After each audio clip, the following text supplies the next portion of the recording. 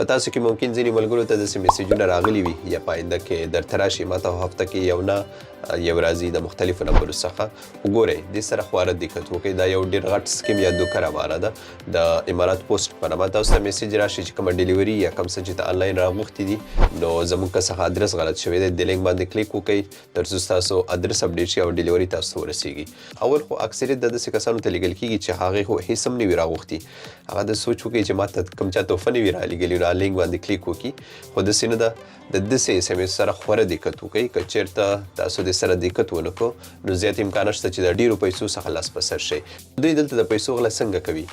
په اس ام اس کې کوم لینک چې تا ته رالیږلی دی هغې باندې چې کلیک وکړي نو داسې یو ویب سایټ تا ته راواوړي خو به خو داسې معلومیږي لکه د امارات پوسټ ویب سایټ خو که پاسې یو آر ایل ته وګورئ هغه به بیا جعلي وي د امارات پوسټ اوریجنل ادرس او د دغې لینک په ادرس کې ډېر فرق وي خو چې مخکې لاړ شئ خپل ادرس سرسور کړي نو تا ته دلته وایي چې 1.8 شاوخوا داسې درهم درڅخه کټ کوو تر څو ستا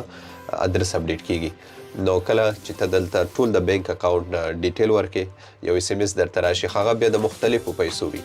چا نه 8000 کټ کوي چا نه 10000 کټ کوي چا نه 12000 خو که چیرې هم په بینک اکاونټ کې دومره پیسې وي او اس ام اس چې کله په دې وخت کې تا ته راځي هغې ته مو پام نشو او ډایرکټ تاسو او ټي پي دلته ورکړه نو کومې پیسې چې هلته تا ته اس ام اس کې ښودل شوي هغې ټولو څخه به لاس په سر شئ همداسې یو بل ملګري ما سره کیسه شریکوله چې ما کله هر څه ورکړل خو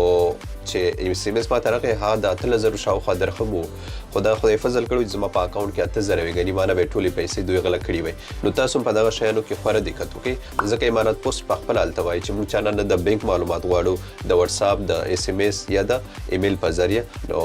یو ځل بیا درته وایم چې داسې شیانو سره خوره دقت وکړئ کوم چاته چې داسې اس ام اس راځي هغه پرېږدئ یا یې بلاک کوئ مننه